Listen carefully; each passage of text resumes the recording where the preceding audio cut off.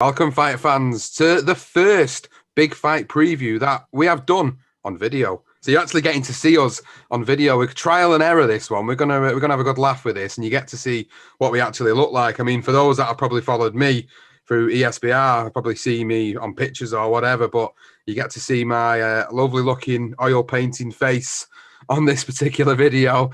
Maybe you'll tell us after this episode that you'll probably prefer to listen to us in an audio format rather than video. But it's great to see both of us on the screen. It's great to obviously see yourself, Johnston, and actually be able to have a reaction to a lot of the stuff that we talk about on our episodes. So I'm really looking forward to doing this as a big fight preview for a huge fight this weekend, Canelo versus Saunders. We've got a great fight coming up this weekend. I'm really excited for it, and I'm really excited to hear your thoughts about these pre-fight antics that have been going on. Yes, unfortunately, you guys get to see my lovely grey hair as well. Getting on a bit here now. So, back to the actual real stuff. This is really strange. Sorry about this. I've got to get used to this.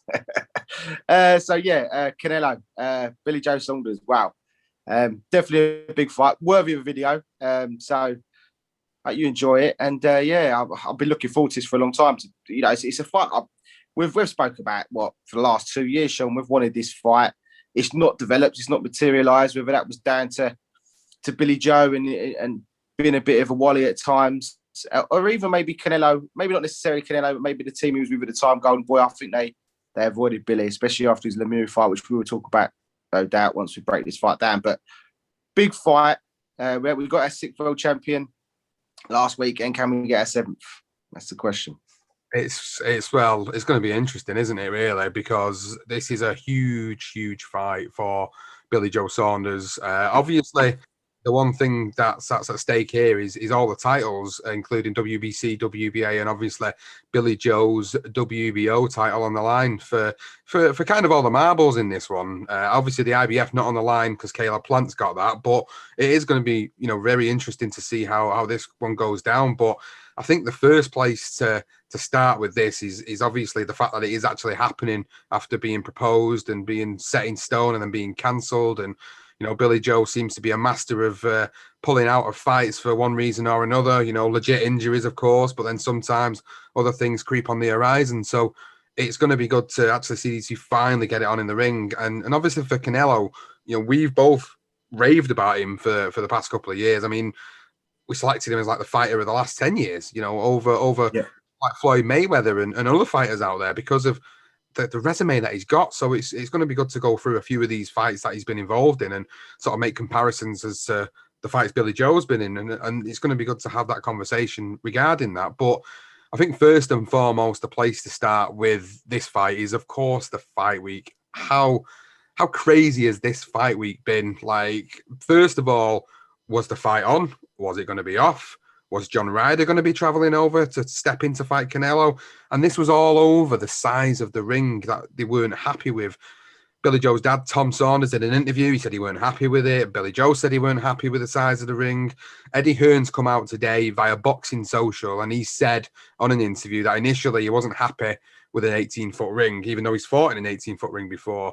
He asked for a 20-foot ring. He said that he went back to Canelo's team. Canelo's team said, yeah, that's fine. Then Billy Joe said, no, we want a 22-foot ring.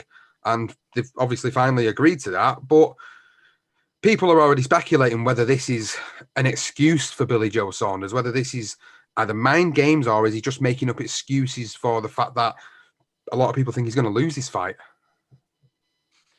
Yeah, I can understand why people would say that. Look, through the amount of times we've done our legendary nights, through, our first person I think about when we have these when we're having this discussion is Tyson Fury, to Klitschko, didn't he? The same thing, size of the ring, who comes out first, and he done a similar thing, and I think Billy Joe's just doing the same. 2 weeks ago he was moaning about the fact there was a British judge and then the British judge got pulled out, which, to be fair, is a reasonable request. I don't quite get why there isn't a British judge on this, on this fight. There should be. I haven't looked into it too much to know whether that's been readjusted again. I don't think it has. And then obviously then comes up the ring. He decides, actually, I want a 22-foot ring. he obviously wants a bigger ring because it's quite clear what Billy Joe Saunders wants to be doing on the night. Can he do it in terms of keep away from Canelo long enough? If he can do that, then who knows? I mean, Mayweather did it. It's possible. Canelo's a different fighter now, but this is just mind games. For me, it is literally just that. It is just him moaning and just trying to get under Canelo's skin. And Canelo's come out and said he's had so many different excuses, and it doesn't matter because on the night, we're going to definitely fight, and I'm going to come out the victor. So, yeah, just mind games for me. I don't know about you, Sean. I just think that's all it is, and he's just trying to get under Canelo's skin. So, hopefully just piss him off a bit. So when he may not be concentrating maybe on the early stage of the fight. Maybe he might go for broke and try and knock him out early, which might be in a plan to take him in the distance. I mean, the one thing I always think is if you're going to go the distance with Canelo, you're about 2 or 3 rounds behind from the sound of the first bell. So is he going to? It's a tough one. I can see him going the distance. I can't see him getting knocked out, but Canelo's a different kettle of fish to the opponents he's been fighting. So look, if anyone can do it, honestly, I do think Billy Joe Saunders can.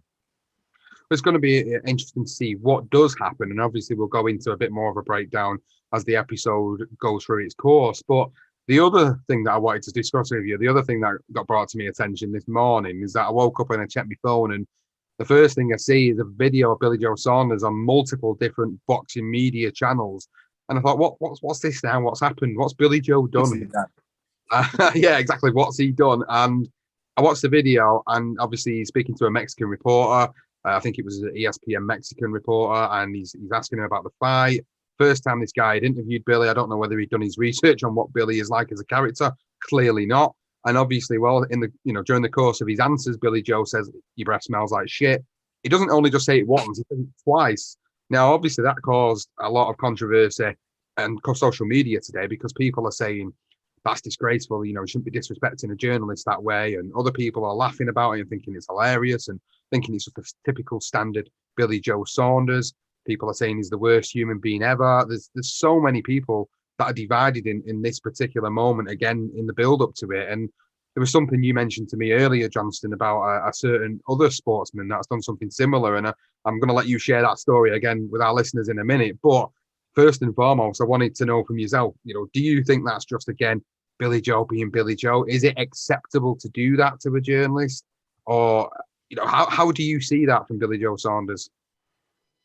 Again, he's just trying to enjoy himself. But I don't know, maybe it's his way of relaxing. Look, a bit like the promoter situation. If you're going to be a journalist, you've got to have thick skin. You've got to realise that people are going to be difficult, and sometimes, people are going to say things about you. As a journalist, you do that anyway. That's a part of your job. You produce the news that's been given to you, and sometimes it might not be correct, but you put it out there because it looks good. So for him doing that, yeah, it's probably a bit of a piss take, yeah, for the poor fella. Doesn't understand what he's saying. But, he's having a laugh. Yeah, your breath smells like shit. It's hardly being disrespectful to his family. I don't know. I would see it as a bit of a joke, really. If he was doing it to me and I was the reporter, then I'd be like, yeah, he got me there. If I didn't understand it was a Mexican guy I was interviewing and he started dropping shit like that, do you know what? I'd accept it and laugh. Some people just a bit too serious with it. I think it's not. What do we want from boxers as well? For me, I quite like a guy that's going to make you laugh a bit. Be a little bit, I don't know, have a bit of a joke, relax and be different. And I'm not saying that everybody should be being disrespectful to journalists or anything, but it's just a laugh at the end of the day, isn't it? He's trying to relax before fighting and sort of rear himself up as well. I don't know. I think people just need to be a little bit less touchy on that subject, to be honest. I mean, you said it. Ronnie O'Sullivan did it. He did it. Oh God, I don't even know how many years ago he did it. When he was in China, and he was still sitting. He wasn't even just a one-to-one thing. I think he was like sitting in a press conference, and they were interviewing him, and he was mentioning the size of his dick, and someone's going to suck his dick. Look, he come out and apologised after. He was only messing around. He shouldn't have done it, blah, blah, blah. But, people forgot about it. At the time, I thought it was quite funny. Disrespectful, yes. But look, these sportsmen are also having to go through some shit. He's got to go, he's got to channel himself in. He's got to get himself ready. He looks in amazing shape. something I'm not too sure. Billy, I think he needs to be. I don't think he needs to be ripped, but he did look a bit ripped last time I see him a couple of weeks ago. But you've got to give him a break. People do these things. I mean, Ali was terrible. That was more disrespectful to Frazier, wasn't it, all them years ago? So I know times have changed, but people just need to just relax. Just, it's a laugh, isn't it? I don't know. What do you think, mate? Do you think it's disrespectful? I think in some ways it probably is disrespectful. I mean, I've got to put myself in that reporter's shoes. Obviously, if I was over in another country and I was reporting on a fight and they were sort of slagging me up only slightly, when it was only slightly, only told him his breath smelled like shit. It wasn't like he was insulting. Maybe it did. You know what I mean? Like, it wasn't like he was saying. It should have given him a mint. Yeah, that would have been a bit more subtle, wouldn't it, than saying what he's. I think it was just. He's probably been egged on by somebody in the background. Whoever filmed it was laughing, and they were probably egged on and, maybe say something funny, slip something in funny during this interview. And maybe it is a way of him relaxing because it's the biggest fight of his career. Let's not get this wrong. This is the biggest fight. This is the defining fight of his career. It's make or break. We've been saying for the past 2 years, Billy Joe Saunders needs a huge, huge fight to define his legacy. We've seen the best of him against David Lemieux. That fight was unparalleled to his performances that they've been, especially recently as well. Like, people have been like looking at him and thinking, is he really the guy to dethrone Canelo? Is he really the guy to beat Triple G? And people think, he's got the ability and the skills in the ring to do it, but he's fighting people that I don't think he's motivated for. I think he's motivated for this fight. I think his mentality is that he's doing what he needs to do to settle himself down, to motivate himself, to zone out. And you've got to remember, he's going into the Lion's Den, even though it's in Texas. It's, there's a lot of Mexicans that go into this fight. He's going to be in a completely hostile environment, and he'll probably thrive off that. He'll probably go in there and thrive off that. I think he's got the same type of mentality as Tyson Fury. And I think with Tyson Fury now being there and being behind him, he's going to have that extra added bonus of having somebody that's been in the Lion's Den and absolutely proved everybody wrong. And there was an interview with Tyson Fury today, and he was saying, look, he's going to go out there and he's going to do the job 100%. And that's what Tyson Fury is saying. Now, obviously, Tyson Fury doesn't always get everything right, but a lot of the time when he says something, he means it and he believes in it. And I think it's that belief that they have in that camp that they believe they're going to be able to go there and beat Canelo. We'll get into a bit of a breakdown in a few moments about how we see the fight going down. But when they say stuff like, he's going to knock him out, first of all, I don't believe that. When someone says, I'm going to knock him out, I'm going to throw a right hand in this round, I'm going to finish him off, that's all pre-fight hype. Of course it is. But we know that Billy Joe Saunders is a good slickster in the ring. We know he's a fantastic southpaw. We've seen what he did against a guy like Lemieux.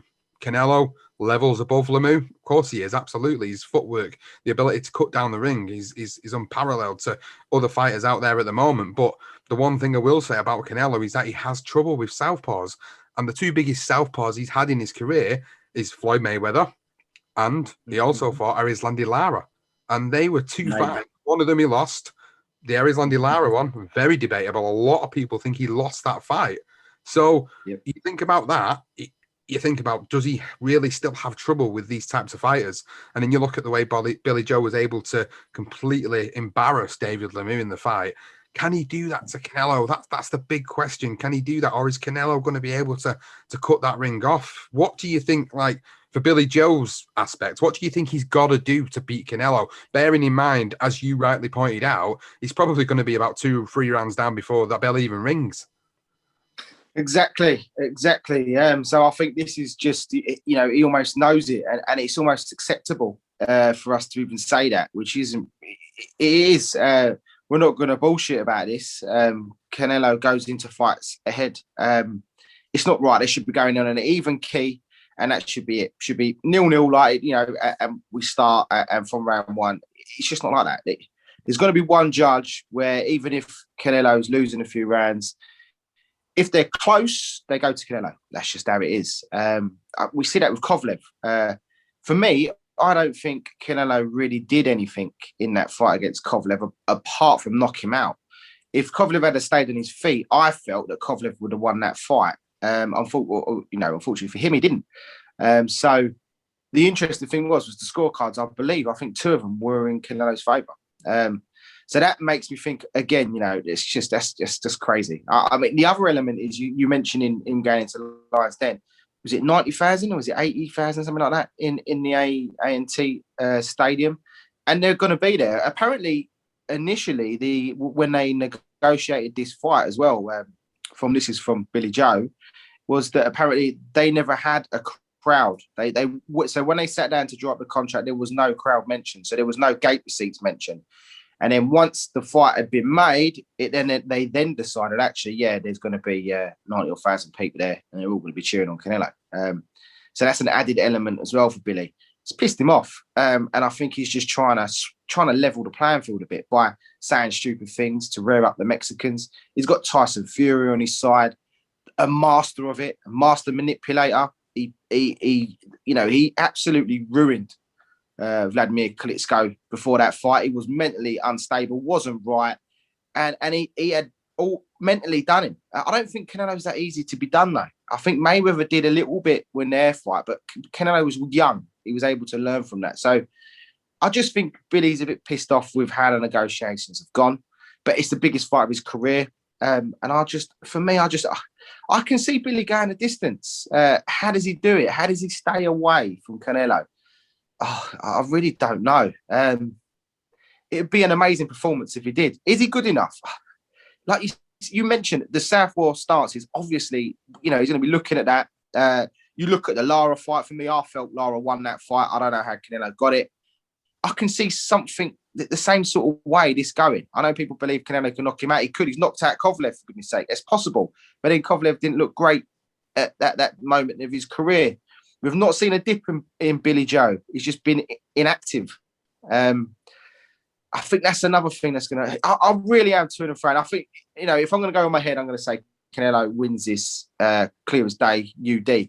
Probably knocks him down even. But, there is a bit of me that would love to see Billy go out there and do the business. And I really do think he can do it, Sean. I really honestly do. I think, we're on a bit of a roll at the minute. We've had Sonny pick up a title, and I didn't give him a chance last Saturday, but he come away with it. Who knows, man? I mean, this would be the biggest, for me, this would be the biggest victory ever. I mean, we had Lloyd Honeyghan beating Curry. I think that demolishes that. You think so? Do you think it would really be, one of the biggest upsets ever, given that Billy Joe? Yeah, I do. Former middleweight champion, now he's a super middleweight champion. He's a two-weight world champion, but obviously, I suppose people will rubbish the resume, won't they? And look at his resume and say he's not fought the level of opposition Canelo's fought. And I understand that. I do get it. I just don't feel like Billy Joe Saunders gets motivated for all these sort of second-tier fights.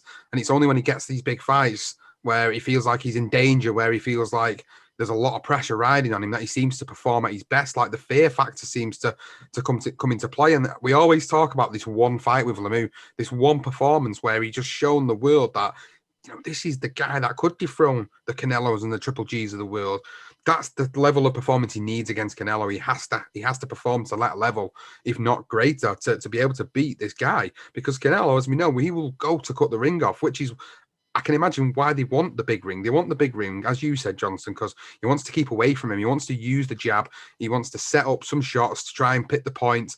He's got to completely outclass him or stop him. He's got to really leave no stone unturned in that ring to be able to come away as the victor, because we know that Canelo's going to be already up on the scorecards. And as you said, it's sad and pathetic that, we have to think like that. But that is the reality of the situation. Billy Joe has got to go in there and completely go in them first few rounds and stamp his authority and win them really convincingly to be even in with a shot of even getting anywhere near a close decision against him over there. That's the reality of it. But in terms of what Canelo is going to do, he's going to do what he always does. He's going to stalk Billy Joe Saunders. He's going to look for the openings. He's going to wait for that lack of concentration. He's going to strike. Can he knock him out? Well, he's capable of it. Absolutely. We've seen him knock bigger guys out than Billy Joe Saunders. Have we ever seen Billy Joe Saunders really in trouble? There's probably only one fight I can remember, and that's against Chris Eubank Jr. in their fight. That's the only other time I've seen him ever really be in any sort of trouble in the ring. And he managed to scrape through that fight and win it. Other than that, I've not seen anybody test him at this level. So this is going to be a make or break time for him. He's 30 fights in, 30 victories, no defeats on his record. Canelo, as we know, over 50 fights, 1 defeat, 2 draws on his record. This is an absolutely huge fight for the pair of them. The other question is, we know this is Billy's toughest test, but is this Canelo's toughest test?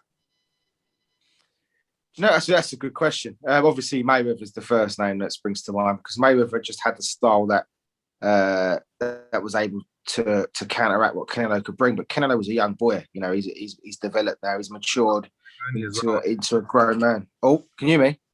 Yeah, he was a welterweight then as well. Oh, sorry. Yeah, he was. I thought I lost you. So he was.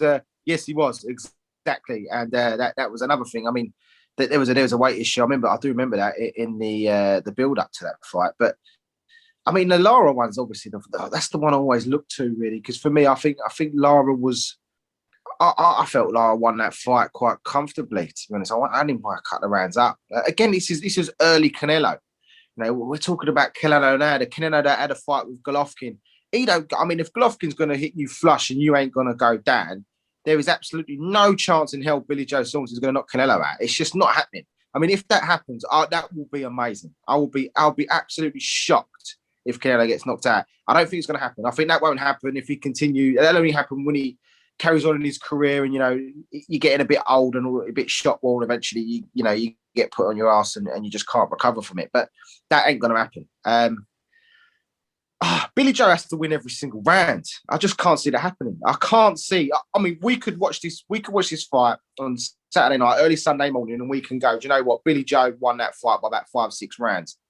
But then there's always this flip side. You'd have people like you'll have the organisations involved. You know, yeah, we're going to investigate the judging. I could just see it now. I'm not too sure if I've never seen Billy get caught flush. Like as you say, he's going to use that ring. He will use every ounce of it, every bit of that ring. Oh, someone's ringing me. Sorry. Oh, are you still there, Sean? Sorry, someone just phoned me. Yeah, right. So he's going to use every ounce of that ring. And he's going to keep on his toes.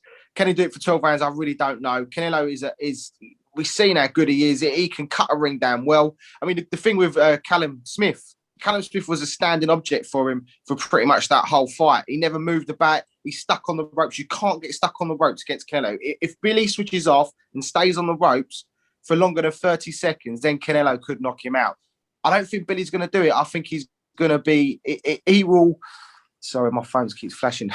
He will be, as soon as his back touches the ropes, he's going to be out of there. But, you know, can you maintain that for 12 rounds? I don't know, mate. I really don't.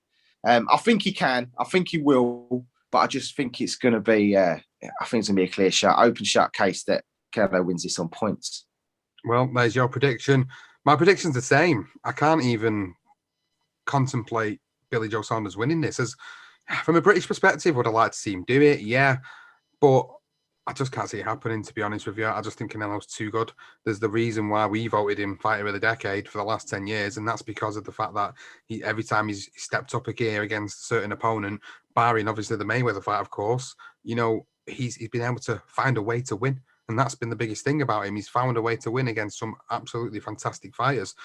We've had this conversation about the Triple G fights. I'm not going to go down that rabbit hole once more, but on paper, he got a draw and he got a win. So, you know, that's there. He's in the record books now. So we've got to treat it as that. Can he beat him? Yeah, I think he can. I think he will. I think he'll beat him on points.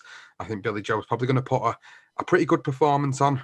If he puts an epic performance on, a legendary performance on, then maybe, just maybe he will. But my heart and my head both say that Canelo wins this and he gets the WBO title to add to the 2 titles that he's already got. And then maybe he will move on to fight Caleb Plant next and completely unify the division. Maybe that's what's on the horizon. But for Billy Joe Saunders, this is his biggest fight, his biggest test. This will be his legacy-defining fight, whether he wins or whether he loses. And he's just got to go out there and put on a performance out of his skin.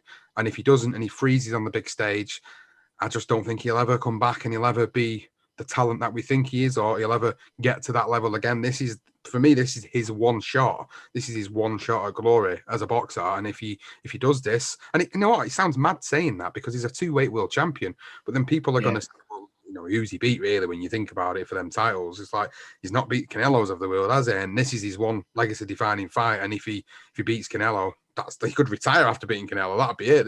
There'd be nothing else for him to prove after that. He's got to that point. He's beat him. He can move on, retire. But I don't think it's going to happen. So for me, prediction wise, I'm going to go with you, Johnston. I'm going to go with a unanimous decision for Canelo, and I think he wins. And I think he moves on. And I think for Billy Joe, I'm going to struggle to sort of see what else he does after that. Maybe a rematch with Chris Eubank Jr. I think that would be quite tasty over here in the UK. But other than that, I can see a Canelo UD all day. So that's for us. That's our thoughts. That's what we think on the big fight preview.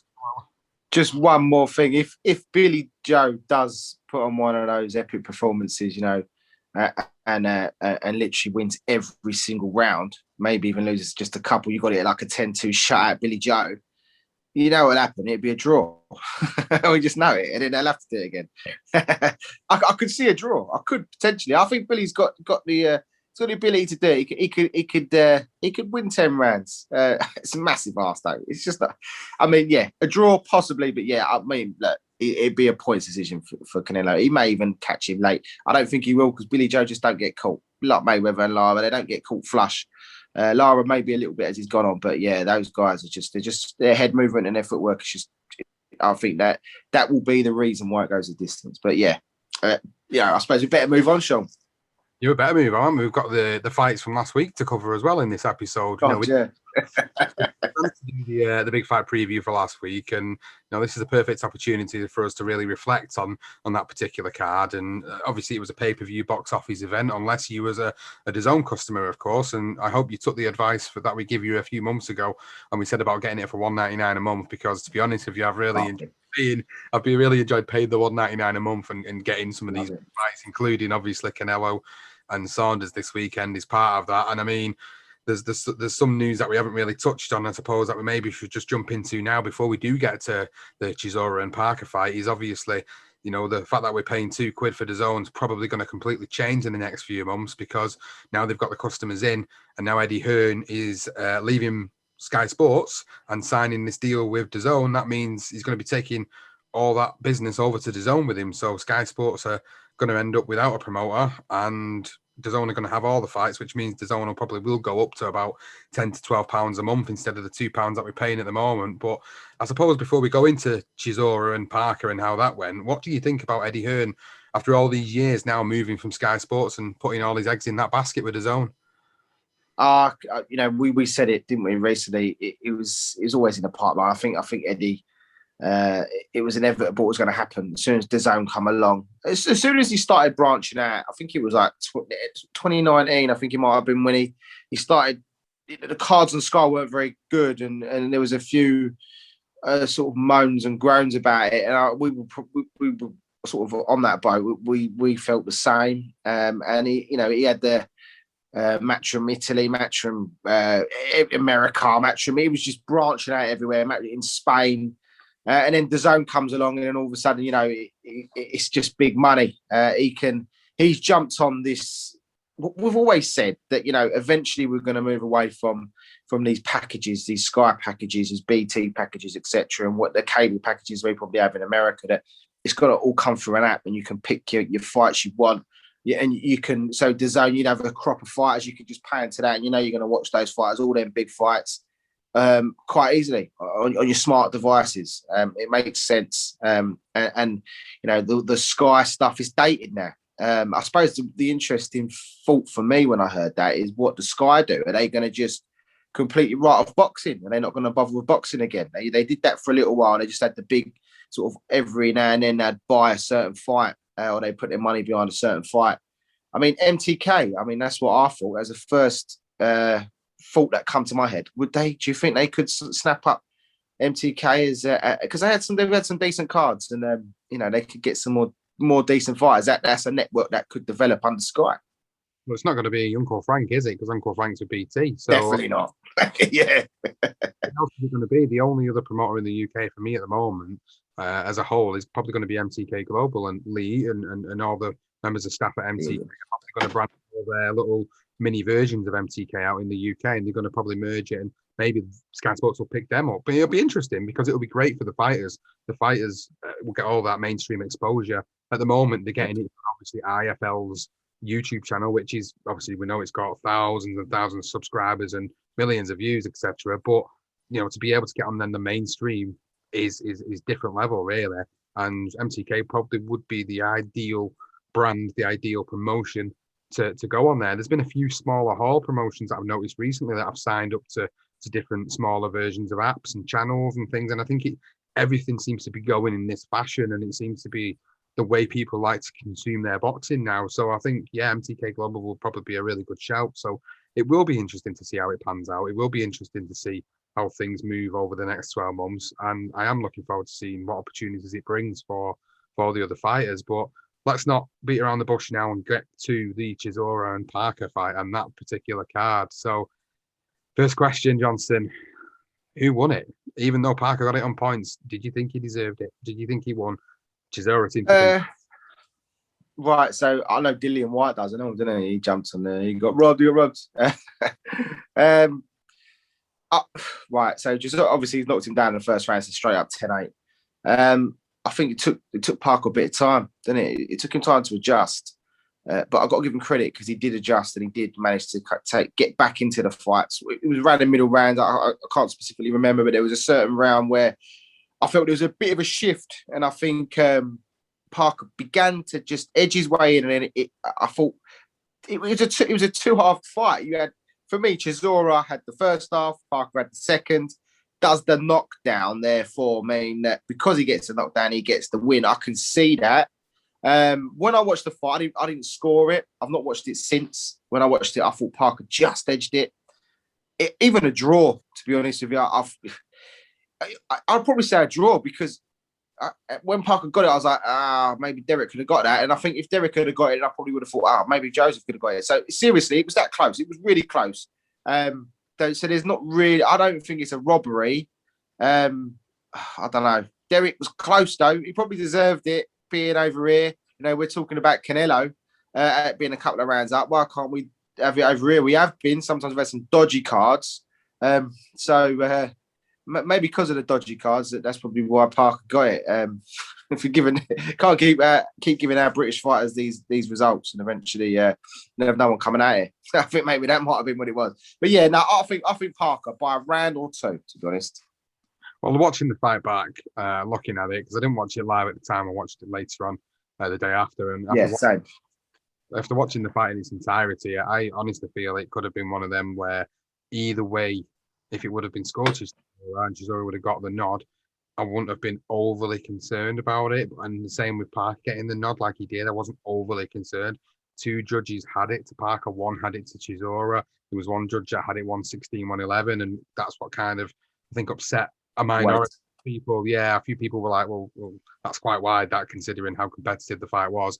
I mean, the fight itself was for a vacant WBO Intercontinental Heavyweight title, as we like to one of them lovely ones. Yeah. Stupid titles. Fuck's sake. Get rid of them. Just fight. Fucking drives me mad.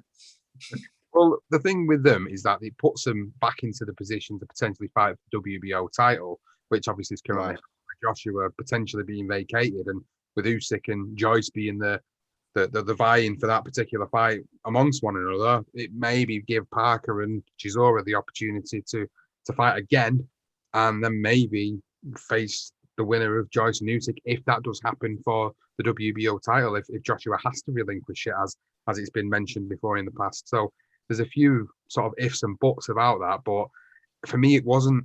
I looked at the fight and I'm thinking, what is the actual point of this fight? Now I know they stuck a title to it, a rankings title to it, but what was the actual point of it? Was it just to keep active, to keep busy, because they'd not had a lot of fights over the past 2 years because of COVID? Was that the reason behind it?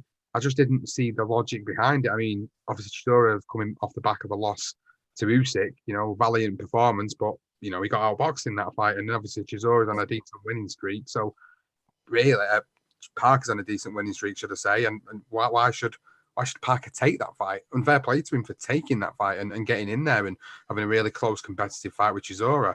There's talk of it happening again in the interim, and I could understand why they'd want to do it. You know, as fighters who are looking to make money, especially Del Boy, he's even talking about his way out now. He's saying, you know, I'm not even got the hunger for it anymore. It's just about the money now. So for him, perfect. He could take the rematch, get the money. For Parker, he's got some ambition left to try and challenge for a title again. So is it another risk for him to take that fight again, or should he be pushing for guys like Dillian White now? Should he be pushing towards Dillian White and Andy Ruiz, who got a victory over the weekend as well against Chris Arreola? Should they be the fights that they should be pushing for? You know, Parker and Ruiz rematch, Parker versus Dillian White again in a rematch. Should they be the fights that should be happening in the interim? Well, this mess of a Fury Joshua fight gets itself sorted. Absolutely, mate. Absolutely. Parker. Look, Derek Chisora's fought them all, isn't he? Bar AJ, and you know when he makes that step up in class, it gets done really. Sort of barring the German fella, his name escapes me now. He got outboxed by him, dreadful performance. Other than that, valiant performance against Dillian White in both fights. He would have got absolutely sparked in that second. Chisora, when he fought Tyson Fury in the early stages, you know, it was a good fight, that first fight. Second fight, Fury just boxed his head off. But he's fought them all. He's just not good enough. No matter what, Derek's just in it for the money. You know, any big fight, anyone is out there that's going to give him, what was he? I mean, he gradually earning more money. I think he got the most money he got was the Usyk fight when it was like 8 million quid or something. I mean, he's laughing to the bank. You know, you've got to give him credit for it. He fought Klitschko as well, the older brother, didn't he, as well? Vitali. So, you know, look, Chisora's just, he has become that guy where, you know, if you're on the cusp, I mean, you could see a Ruiz fighting Chisora. Chisora could get those fights all day long. He'd get beat, but he would always give it a valiant display. And he might get lucky one time and flatten one of them. Just don't seem like it's ever going to happen. Joseph Parker on the other hand, look, he was, you know, Anthony Joshua, I think, beat him on that night. People moan about that. Anthony Joshua beat him, but Anthony wasn't ready to engage. Dillian White, a great fight that was. I really enjoyed that first fight. Again, he allowed White to take the early stages and then came back strong at the end. He'd done a similar thing against Chisora. The one thing I like about Parker is he's got Andy Lee in his corner, and he also done a little bit of sparring with Tyson Fury before that fight. And I think you can sort of see there are elements where they've tweaked certain things in Parker's performance, which we got to see glimpses of at the end of that sort of second half of that Chisora fight. And I would like to see how he develops now and if he can improve himself. I think he's definitely still young enough and he's still hungry enough.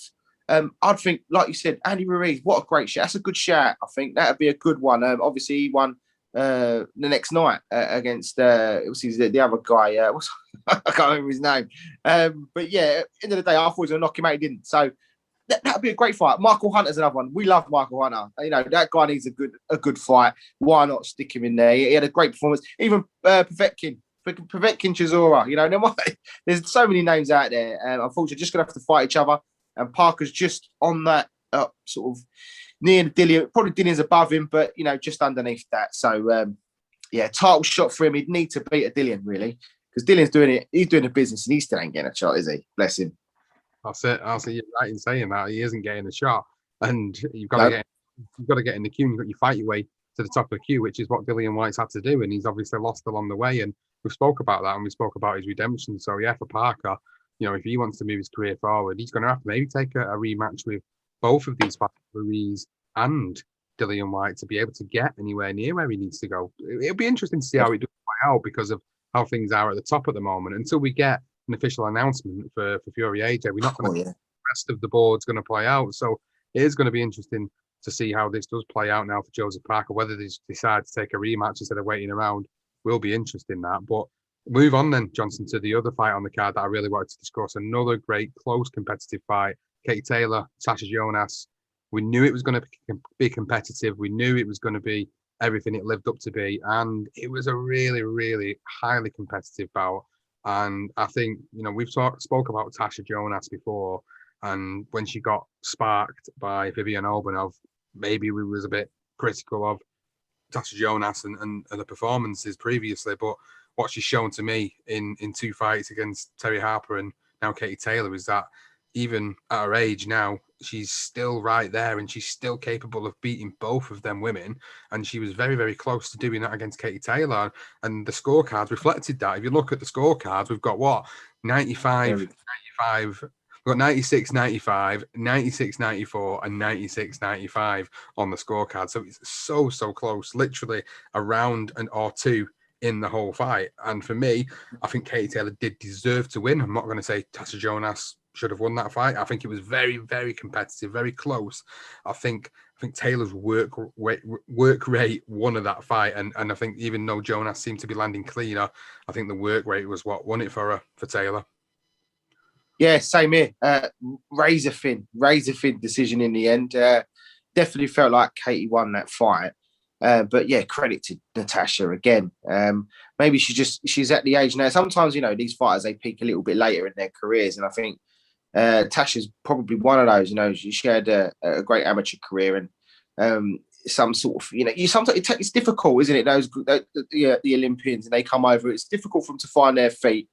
And I think now she's done that, and she sort of peaked a little bit. Even at her age, she still managed to produce that performance against Katie Taylor, who's slightly on the, for me, she's on the slide. You can see it in some of her fights that, although the work rate is there, I don't know. She gets hit so many times because she just loves to just go for broke. That's what made Katie Taylor so entertaining. But she does, most of the time, she just gets the better of these fighters. And I think that's what she's done against Natasha.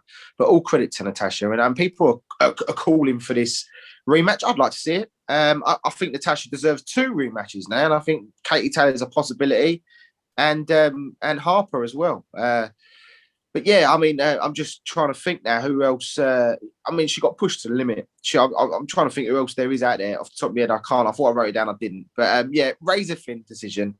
She deserved it. She got pushed to the limit, and she come through. So good for Katie, but unlucky once again for Natasha. She was close to being our fighter of the year last year. It was only because she lost that to Terry in a very, very close, very controversial decision. This one not so controversial, but. I know Natasha's just, hopefully she just continues in this fashion and we get to, eventually she's going to get one of these wins, eventually. So let's talk about Craig Richards and Dimitri Bivol. Fight that nobody was kind of expecting to happen. It happened, and Craig Richards put up a valiant effort and he took Bivol to points. A lot of people felt like Bivol was very ring rusty and he wasn't the same Dimitri Bivol we'd previously seen. There was quite a lot of commentary about that from boxing fans on social media after the fact, and basically they said that if Craig Richards would have fought him maybe 18 months ago, he would have got starched, it would have been over. I don't think they give any credit to Craig Richards as to what many other people did. I felt like Craig Richards actually had him hurt at one point during that fight, where you could sort of see Bivol didn't like the shots that were being landed on him, or they sort of winced a little bit, and I felt like, Craig Richards is stamping his authority a little bit on this fight, but Bivol did take over. He did get the victory on the cards. One of them was quite wider than I think they've given Richards any credit for, but I think the card that I think was most accurate on that one is probably the 1-1-15, 1-1-13 card. The other two were 1-1-15, 1-1-14, and then 1-18, 1-10, which is the one I kind of felt like, how can you do that when it is quite a competitive fight? And I suppose the questions I've got for you are really like, was it a case of Bivol was ring rusty and Richards didn't get him at his best, or was it a case of that Richards is better than what a lot of people think? I think a bit of both. I think the trouble with Bivol, who I think is an outstanding fighter, I think he's got everything. He does. He's got almost every. He's almost a complete boxer. He does everything very well, but he doesn't do a specific thing exceptionally well. But he's really well drilled in what he does. He's got good movement, good head movement, and he can shift through the gears. You can almost see it. He coasts through fights, and he lowers himself to whatever the other fighter brings. He works a mat, and then he sort of just he's able to figure a fighter out, and he's able to do enough to win the fight. And that's his problem. He's going to get found out if he keeps doing that. He needs a big fight. It's a bit like you just mentioned with Billy Joe Saunders, where he got those fights where he just ain't up for him. It's difficult to get yourself up for him. And I think he's one of those guys. Craig Richards, though, I've been raving about Craig. I think what he done against Shakan Peters, that shot that he landed on Bivol and Bivol took, that was the shot that got rid of Peters. I think that's the difference. Again, we talk about Eastern Europeans and Mexicans and things like that. These guys are tough. They're born tough. They've just got it's genetics that make them strong. I swear. They just, when they're at that sort of at that peak of their careers, when they hit a shot flush, they just seem to be able to shake it off. Bivol did that, and as you say, it sort of woke him up, and he just went through the gears again and put it on Craig and boxed him a little bit, and then Craig was, I mean, look, that one card there is a disrespectful to Craig Richards for the performance that he put out there. I mean, look, again, he allowed Bivol to do what he wanted to do. He had moments and flashes. He caught him with a good left hook, sort of towards the middle rounds, and in the 10th round, I think was the round where I thought Craig really come at him, and I thought, yeah, he might actually do so, but it was too little, too late. If he'd have been like that from the off, I think you would have seen a different card. I think maybe Richards may have even sneaked at one of those cards. But I'm proud of Craig. He's from Crystal Palace, my old neck of the woods, and to have gone in a fight and lasted distance when people didn't give him a chance in hell, good. That's great for him. Hopefully that gives him more bigger fights and more money. Absolutely. So there's a few other fights that I'm not going to go into too much detail over, but I just want to sort of bring them up for the listeners, of course. We're not going to neglect the fact that these fights did happen. Obviously, James Tennyson shock defeat against Giovanni Staffron. That was the biggest upset. What? Of course. I know, it's crazy, isn't it? It was former alcoholic and all, wasn't he? I keep hearing. Yeah. For the age of 6, I think it was. They were banging on about as well. It's like, fucking hell, man, this guy's crazy. But yeah, he's just another brilliant. A fighter who's come out of nowhere again and just pulled off this upset against a guy who Johnny Nelson was saying was going to beat Gervonta Davis. So, yeah, Did you see that video? Oh, Sean, you got to see this. Someone put a video out of him getting flattened and Nelson talking over it. He's gonna beat him. He's gonna beat Davis. Oh my goodness! I've seen Talk it. about put your foot in it. Ah, no. Nelson, mate. Funny. So there was that. There was obviously Chris Eubank Jr. beating Marcus Morrison. Scott Fitzgerald was back in action. He got the victory. Campbell Hatton, Johnny Fisher, both on the cards, getting victories there. But the other fight I really wanted to touch on in a little bit more detail was obviously our latest addition to our world champions, and that was Sonny Edwards beating the undefeated in 13 years, Maruti Mithilani, in what was a quite masterful performance, I must say. Sonny Edwards was getting a lot of shit. He's a bit of a troll on social media, on Twitter in particular, Sonny Edwards, and he loves a bit of a banter with people and give people a bit of shit, and he takes it back, to be fair, and he gets a lot of it himself. But for all his credit, he went in there and did what he said he was going to do, and he stayed away from the big punches, and he had completely outboxed Mithilani, who'd not been defeated in 13 years, and he's now the IBF champion, the IBF World Flyweight Champion, and it's like, we said a few fights before about Sonny Edwards that he's got the potential to be a world champion. I think at the time when I said it, and we both agreed, I think we thought he would get it. I honestly didn't think it'd be now. I honestly think it might have been another year down the line, but fair play to him, man. He's beating a guy who's been undefeated for the last 13 years and as, by all accounts, a bit of a really difficult guy to beat and a really difficult puncher to go in against, and yet he just boxed sublime, and it was great. It was great to see. It was great someone just winning a fight just by skill alone, as opposed to needing to have the firepower to be able to knock somebody out or stop him. He just literally boxed so beautifully on that night that he deserves so much credit for that victory. And I think there's a lot of people now that are realizing that he is the real deal. People weren't sure whether or not he was, and now he is, and now we've seen it, and now we know that.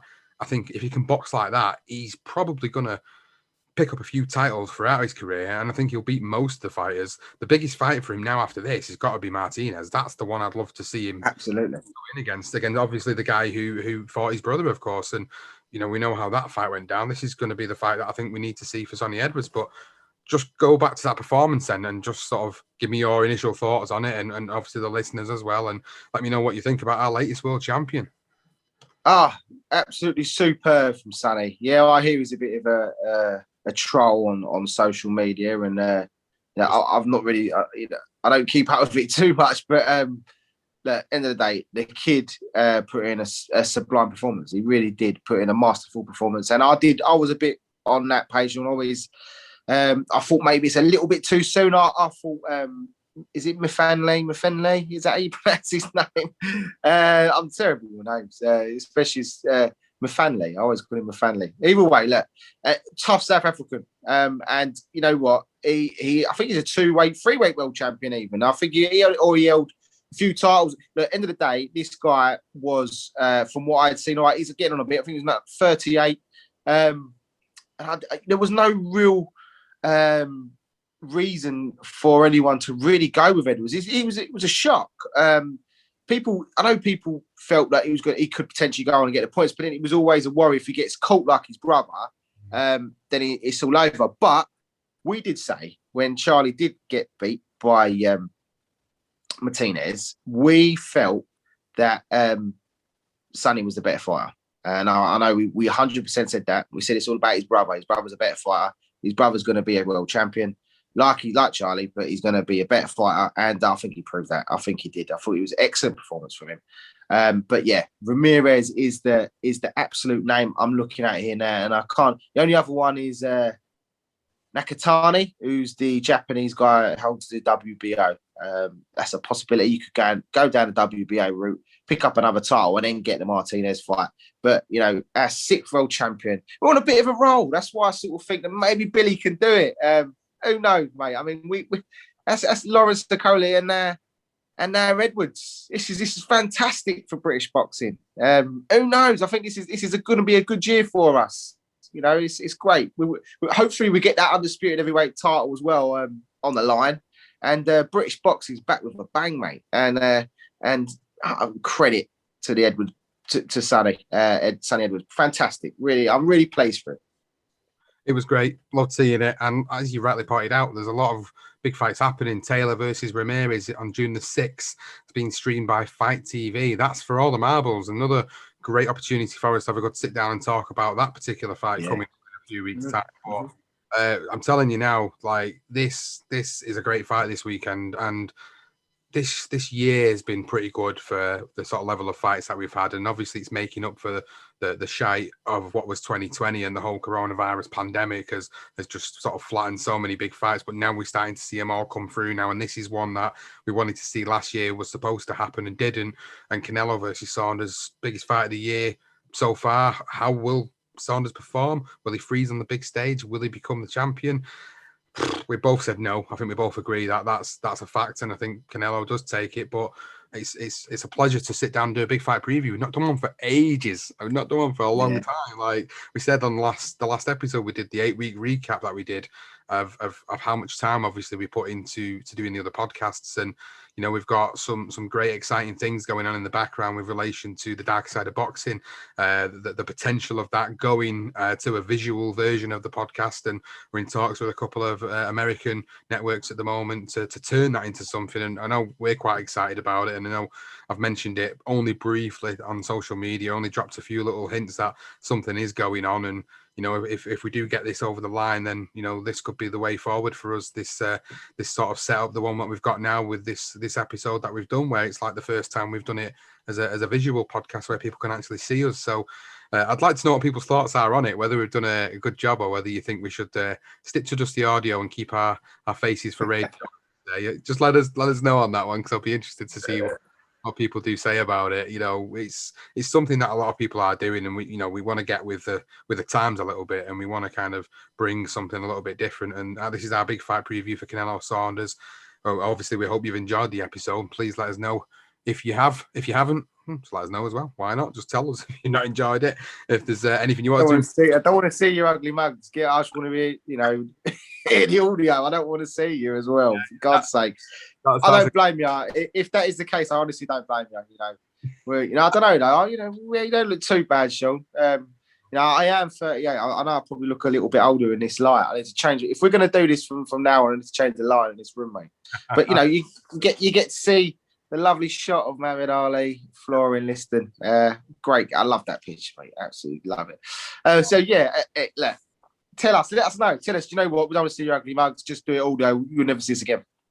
Well, I've put out a tweet actually about us doing some interviews, and we're going to use the Zoom format to do it, and hopefully Ted Cheeseman's going to be the first one in the next week or we'll try and put a list together, and we'll try and get a few more interviews for the main feed, because obviously, we're quite conscious of the fact that, we're doing a lot of series-based stuff, and this main feed, we kind of, a few people have said to me, Johnston, on a few messages, oh, how come you're putting out all those episodes on the main feed again? I'm sure I've already heard these, and I'm just going to clarify that for people now, for people that I've not already spoke to about it. The reason we're doing that is because a lot of all the series-based stuff is obviously on its own individual podcasts, and I kind of feel like the main feed's become a bit of a network hub for people to come and find everything. So what I wanted to do is use all the backdated content, stick it out on there every single week, and for people that have not already heard it, maybe they only subscribe to the main feed and they've not heard this stuff before, we want them to hear it. Of course, we want it to be a one-stop shop for people who may just want to find things in one place as opposed to the others. But of course, we do stick it, all the other stuff out on their own individual podcasts. Of course, that's the whole point of having them, is because they are series based, they're themed around certain topics, of course. So I'd rather us do a bit of both. So that's why I've been sticking them out on the main feed. But going forward, we'll try and do some interviews, we'll try and do a little bit of different things for the main feed, so that you guys get a bit of everything, really. And thanks for bearing with us, of course, because it's been a hectic few weeks for us both in many ways, and we hope that this visual version of the podcast will be something that we'll be able to take forward as well. So thanks, guys. Thanks for listening, as always. We hope you've enjoyed it, and we'll see you on the next episode, and we'll talk about what happens in this fight. Will Canelo become a WBA and WBO champion to add to his belts that he's already got, or will Billy Joe Saunders put on the biggest performance of his life? Johnston. Go on, Billy. Go on, Billy. Yes. Go on, Billy. Going to be a great fight. Yeah, I hope you go out there and just turn him over, son. I really do. If if I'm right behind you. Come on, Bill. Go and do the business and destroy Canelo. Knock him out. It's not going to happen, but I'm right behind you. I'm rooting for you, mate. As all our British fighters, even Chris Eubank Jr. Well, guys, thanks very much, and we'll end it on that note, and we'll see you on the next episode.